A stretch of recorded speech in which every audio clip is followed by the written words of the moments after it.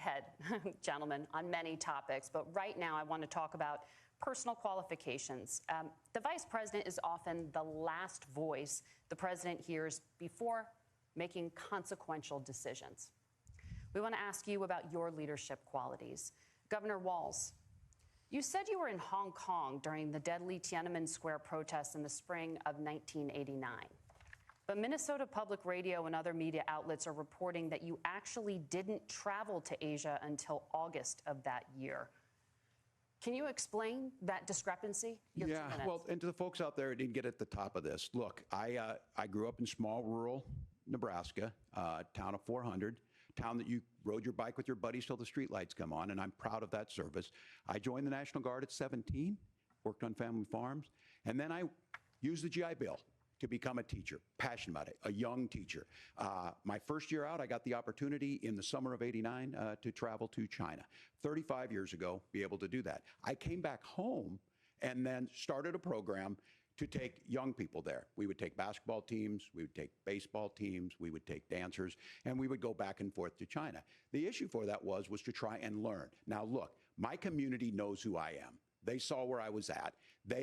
Look, I will be the first to tell you, I have poured my heart into my community. I've tried to do the best I can, but I've not been perfect, and I'm a knucklehead at times, but it's always been about that. Those same people elected me to Congress for 12 years. And in Congress, I was one of the most bipartisan people, working on things like farm bills that we got done, so talking working about on his veterans benefits. credibility, And then the his people of credentials? Minnesota were able to elect me to governor twice. So look, my commitment has been from the beginning to make sure that I'm there for the people, to make sure that I get this right. I will say more than anything, many times I will talk a lot, I will get caught up in the rhetoric, but being there, the impact it made, the difference it made in my life, I learned a lot about China. I hear the critiques of this. I would make the case that Donald Trump should have come on one of those trips with us. I guarantee you he wouldn't be praising Xi Jinping about COVID, and I guarantee you he wouldn't start a trade war that he ends up losing. So this is about trying to understand the world. It's about trying to do the best you can for your community, and then it's putting yourself out there and letting your folks understand what it is. My commitment, whether it be through teaching, which I was good at, or whether it was being a good soldier or was being a good member of Congress, those are the things that I think are the values that people care about.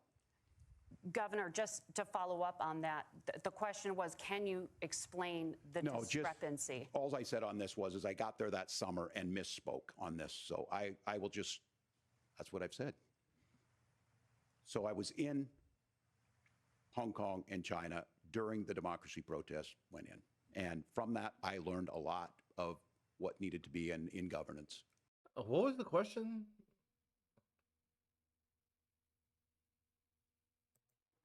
Thank you, Margaret. We have a lot to get to ahead, gentlemen, on many topics, but right now I want to talk about personal qualifications. The vice president is often the last voice the president hears before making consequential decisions. We want to ask you about your leadership qualities. Governor Walz, you said you were in Hong Kong during the deadly Tiananmen Square protests in the spring of 1989. But Minnesota Public Radio and other media outlets are reporting that you actually didn't travel to Asia until August of that year. Can you explain that discrepancy? Yeah, well, and to the folks out there who didn't get it. So he said he just misspoke.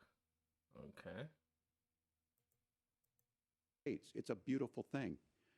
Amanda Zaworski would disagree with you on it's a beautiful thing. A young bride in Texas waiting for their child at 18 weeks. She has a complication, a tear in the membrane. She needs to go in.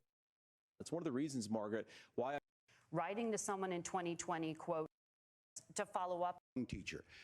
My first year out, I got the opportunity in the district, and I'm going to make the case that Donald Trump should have come on one of those. So I was in Hong Kong and China during the democracy protests went in. And from that, I learned a lot of what needed to be in governance. Thank you, Governor. Senator Vance, in 2016, you called your running mate, Donald Trump, unfit for the nation's highest office, and you said he could be America's I'm just going to fact check and do a I know separate you've said, video for you've that. been asked many times, and you've said you regret those comments and explained you then voted for Donald Trump in 2020.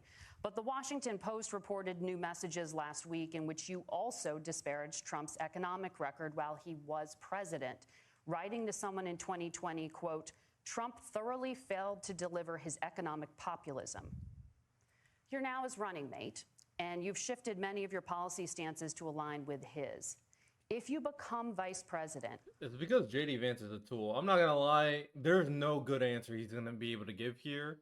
This round might be a wash because Waltz. I mean, he just said his misspoke. I don't know what I expected. I mean, Vance. I don't know if you can say you misspeak. So I'm curious to see what. why should what you're Americans trust possibly that gonna you will say. give Donald Trump the advice he needs to hear and not just the advice he wants to hear? You have 2 minutes. Well, first of all, Margaret, because I've always been open. And sometimes, of course, I've disagreed with the yeah, president, right, but I've but also been sure. extremely open about the fact that I was wrong about Donald Trump. Of I was course. wrong, first of all, because I believed some of the media stories that turned out to Oh, be you're based gonna on blame the fabrications of his media? record. You're But a most coward. importantly, Donald Trump delivered for the American people. You're a coward, bro. You're such a coward. You're gonna blame the media for your opinions? Oh my, yo, that is one of the most laziest thing that Republicans do. Just blame everybody else for things you said. Get a spine. How about that, JD Vance?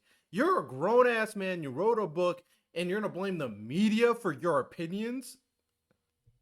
That's ridiculous, bro. People. Oh my God, rising bro. wages. When in rising doubt, just take-home blame the pay, media, an 'cause economy that works. that's for all the normal Republicans can Americans, do. a secure Just southern border. blame someone a lot of else. things, frankly, that I didn't think you'd be able to deliver on.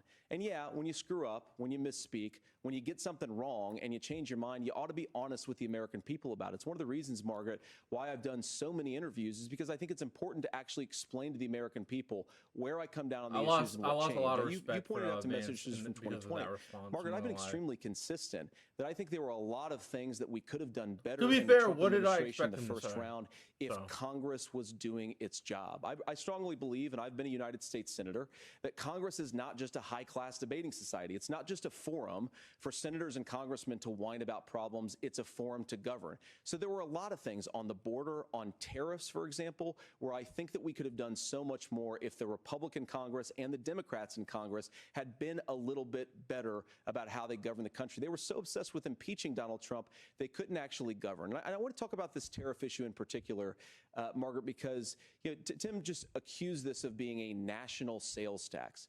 Look, the one thing, and you're not, probably surprised to hear me praising Joe Biden, but the one thing that Joe Biden did is he continued some of the Trump tariffs that protected American manufacturing jobs. And it's the one issue, the most pro-worker part of the Biden administration, it's the one issue where Kamala Harris has run away from Joe Biden's record.